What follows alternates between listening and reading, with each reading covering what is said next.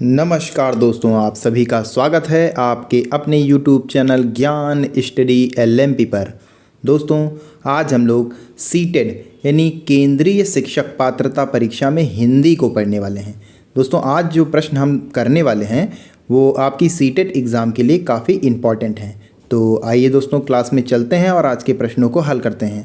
दोस्तों, क्लास शुरू करने से पहले अगर आप चैनल पर पहली बार आए हैं तो चैनल को सब्सक्राइब कर लें, साथ में बेल आइकन को अंडर प्रेस कर लें जिससे अगली क्लास की जानकारी आपको मिल सके। अब आइए दोस्तों, क्लास में चलते हैं और आज के प्रश्नों को हल करते हैं।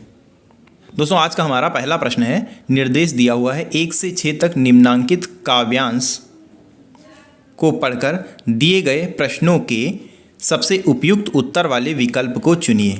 ये दोस्तों काव्यांश दिया हुआ है, इसको पढ़िए और आगे आने वाले प्रश्नों के उत्तर दीजिए। ये दोस्तों आज का हमारा पहला प्रश्न है।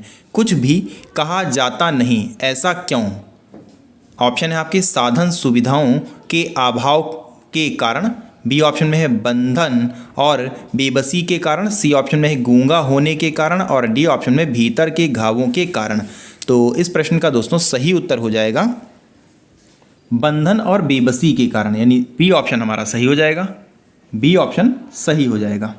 प्रस्तुत पद्यांश के आधार पर बंधन और बेबसी के कारण कुछ भी नहीं कहा जा पा रहा है, तो बी ऑप्शन सही हो जाएगा। आइए दोस्तों अगले प्रश्न पर चलते हैं। अगला प्रश्न है, कविता की पंक्तियों में मुख्यतः बात की गई है।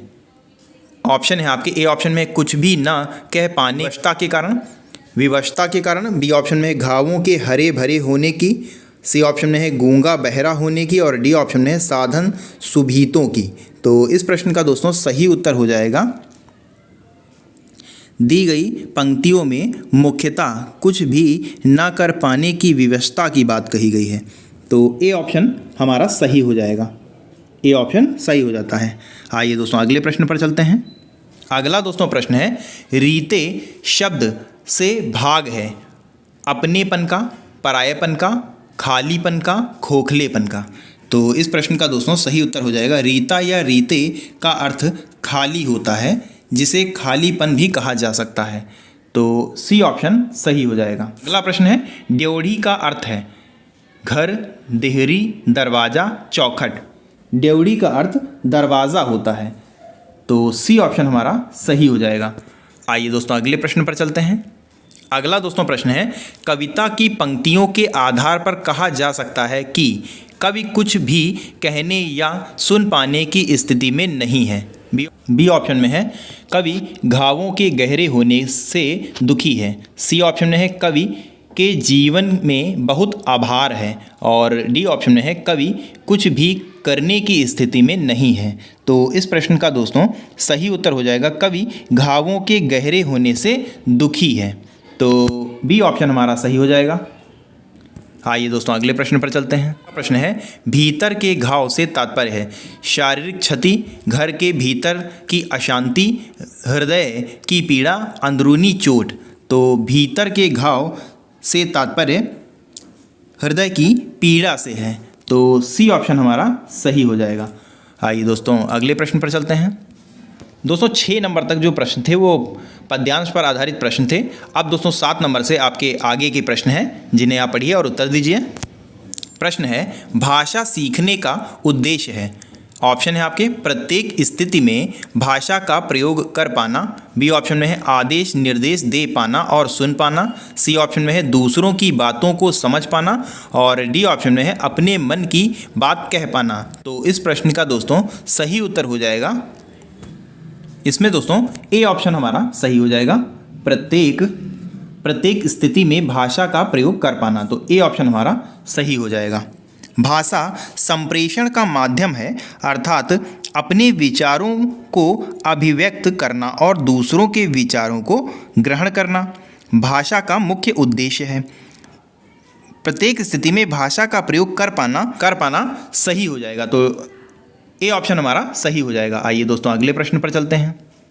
अगला दोस्तों प्रश्न है, बच्चों के भाषाई विकास में समाज की महत्वपूर्ण भूमिका होती है, यह विचार किसका है? ऑप्शन है आपके जीन पियाजे, B F Skinner, Chomsky Vygotsky. तो इस प्रश्न का दोस्तों सही उत्तर हो जाएगा वाइगोत्स्की, यानी डी ऑप्शन हमारा सही हो जाएगा। बच्चों के भाषाई विकास में समाज की महत्वपूर्ण भूमिका होती है, यह विचार मनोवैज्ञानिक वाइगोत्स्की का है। उनके अनुसार बच्चे की भाषा समाज के साथ संपर्क का ही परिणाम है। इसके माध्यम से ही वह शेष दुनिया से संवाद स्थापित करता है।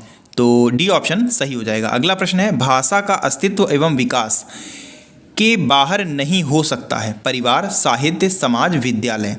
तो इस प्रश्न का दोस्तों सही उत्तर हो जाएगा, इसमें दोस्तों सी ऑप्शन सही हो जाएगा।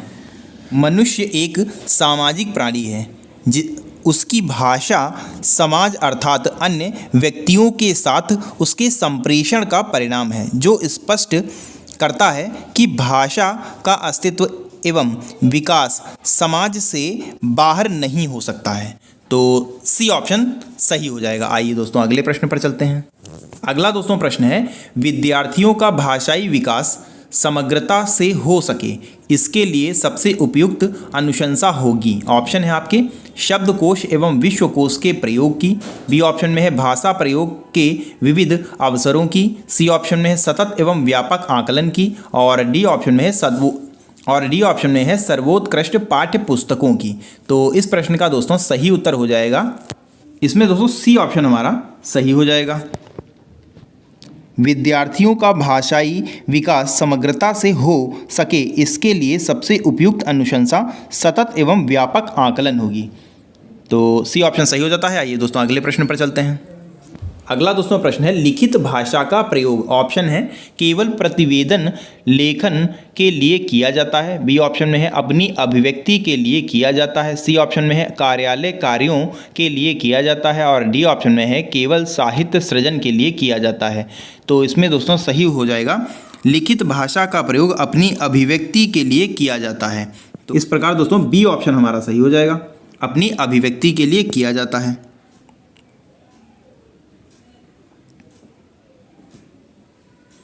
आइए दोस्तों अगले प्रश्न पर चलते हैं। अगला दोस्तों प्रश्न है, भाषा की कक्षा में भाषाई खेलों का आयोजन मुख्यतः भाषा सीखने की प्रक्रिया में स्वाभाविकता लाता है, बी ऑप्शन में है आकलन का काम करता है, सी ऑप्शन में रोचकता और जोश लाता है, और डी ऑप्शन में है अध्यापक के काम को सरल बनाता है। तो इस प्रश्न का दोस्तों सही उत्तर हो जाएगा, भाषा की कक्षा में भाषाई खेलों का आयोजन मुख्यतः रोचक और उत्साह यानी कि जोश लाने के लिए किया जाता है। तो सी ऑप्शन हमारा सही हो जाएगा। आइए दोस्तों अगले प्रश्न पर चलते हैं। अगला दोस्तों प्रश्न है, कविता कहानियों पर चर्चा करने एवं प्रश्न पूछने का उद्देश्य है। ऑप्शन है आपके ए ऑप्शन में है भाषा की विभिन्न विधाओं का अनुभव करना, बी ऑप्शन में है कल्पनाशील का पोषण करना मात्र, और सी ऑप्शन में है भाषा सीखने का आकलन करना मात्र है, डी ऑप्शन में है साहित्य के प्रति बच्चों की रुचि जागृत करना है। तो इस प्रश्न का दोस्तों सही उत्तर हो जाएगा, कविता कहानियों पर चर्चा करने या प्रश्न पूछने का उद्देश्य कल्पनाशील का पोषण करना मात्र है। तो इस प्रश्न का दोस्तों बी ऑप्शन सही हो जाएगा, कल्पनाशील का पोषण करना मात्र है। तो बी ऑप्शन सही हो जाता है। आइए अगले प्रश्न पर चलते हैं। अगला दोस्तों प्रश्न है, किसी समावेशी कक्षा में कौन सा कथन भाषा शिक्षण के सिद्धांत के अनुकूल है।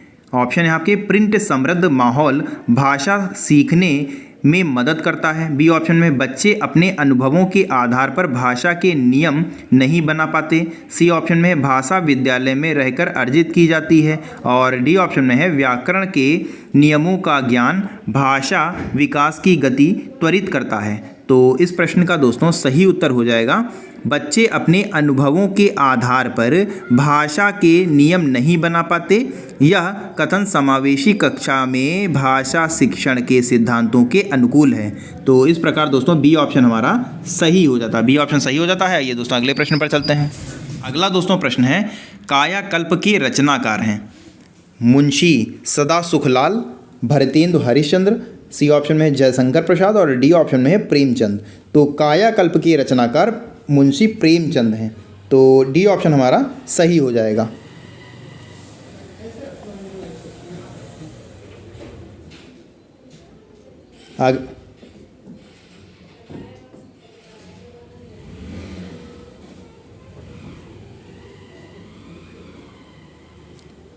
अगला दोस्तों प्रश्न है, नूतन ब्रह्मचारी किस विधा की रचना है? नाटक, उपन्यास, जीवनी, आलोचना। तो नूतक ब्रह्मचारी उपन्यास है। तो बी ऑप्शन हमारा सही हो जाएगा। नूतन ब्रह्मचारी बालकृष्ण भट्ट की का उपन्यास है। बी ऑप्शन दोस्तों हमारा सही हो जाएगा। आइए अगले प्रश्न पर चलते हैं। अगला दोस्तों प्रश्न है, वनवास में कौन सा समास है? द्वंद्व समास, कर्मधारय समास, अवयवी भाव समास, तत्पुरुष समास। वनवास में दोस्तों हो जाएगा वन में वास, यानी तत्पुरुष समास हो जाएगा। तो डी ऑप्शन दोस्तों हमारा सही हो जाएगा। अगला प्रश्न है, पंचवटी में कौन सा समास है? द्वंद्व समास, द्विगु समास, कर्मधारय समास, तत्पुरुष समास। तो पंचवटी में दोस्तों द्विगु समास है। तो बी ऑप्शन दोस्तों हमारा सही हो जाएगा। इसमें दोस्तों बी ऑप्शन सही हो जाएगा और ऊपर वाले में डी ऑप्शन सही हो जाएगा। डी ऑप्शन सही हो जाएगा। आइए दोस्तों अगले प्रश्न पर चलते हैं। अगला दोस्तों प्रश्न है, प्राथमिक स्तर पर विद्यार्थियों के भाषा शिक्षण के संदर्भ में कौन सा कथन सही है? ऑप्शन है आपके, सतत रूप से की जाने वाली टिप्पणियों एवं अनवरत अभ्यास भाषा सीखने में रुचि उत्पन्न करते हैं। बी ऑप्शन में है, बच्चे समृद्ध भाषिक परिवेश में सहज रूप से भाषा में सुधार कर सकते हैं। सी ऑप्शन में है, बच्चों की भाषाई संकल्पना और विद्यालय के भाषाई परिवेश में विरोधाभासी भाषा सीखने में मदद करता है। और डी ऑप्शन में है, बच्चे भाषा की जटिल और समृद्ध संरचनाओं का ज्ञान विद्यालय से ही अर्जित करते हैं। तो इस प्रश्न का दोस्तों सही उत्तर हो जाएगा, इसमें दोस्तों डी ऑप्शन हमारा सही हो जाएगा। प्राथमिक स्तर पर विद्यार्थियों के भाषा शिक्षण के संदर्भ में यह कहा जा सकता है कि बच्चे भाषा की जटिलता और समृद्ध संरचनाओं का ज्ञान विद्यालय में ही अर्जित करते हैं। तो डी ऑप्शन हमारा सही हो जाएगा। आइए दोस्तों अगले प्रश्न पर चलते हैं। अगला दोस्तों हमारा प्रश्न है, पहली कक्षा की भाषा अध्यापिका अपने एक विद्यार्थी के भाषाई विकास के संबंध में चिंतित है क्योंकि? ऑप्शन है आपके, विद्यार्थी, ए ऑप्शन में विद्यार्थी पठन पाठन में रुचि प्रदर्शित नहीं करता है। बी ऑप्शन में है, विद्यार्थी को घर पर बात करने के बहुत कम अवसर मिलते हैं। सी ऑप्शन में विद्यार्थी की माता और पिता की मातृभाषा अलग अलग है। और डी ऑप्शन में है, विद्यार्थी अपने साथियों से बहुत झगड़ा करता है। तो इस प्रश्न का दोस्तों सही उत्तर हो जाएगा, इसमें दोस्तों ए ऑप्शन हमारा सही हो जाएगा। विद्यार्थी पठन पाठन में रुचि प्रदर्शित करते हैं। विद्यार्थी द्वारा पठन पाठन में रुचि प्रदर्शित न करने के कारण कक्षा की भाषा अध्यापिका अपने विद्यार्थी के भाषाई विकास के संदर्भ में चिंतित रहेगी। तो ए ऑप्शन सही हो जाता है। दोस्तों आज के लिए बस इतना ही। कैसी लगी आज की क्लास कमेंट करके ज़रूर बताएं। और दोस्तों आज की क्लास अगर आपको पसंद आई हो तो लाइक करें। और अगर दोस्तों आप चैनल पर पहली बार आए हैं तो चैनल को सब्सक्राइब कर लें, साथ में बेल आइकन को अंडर प्रेस कर लें जिससे अगली क्लास की जानकारी आपको मिल सके। तो मिलते हैं अगली क्लास में, तब तक के लिए नमस्कार। जय हिंद, जय भारत।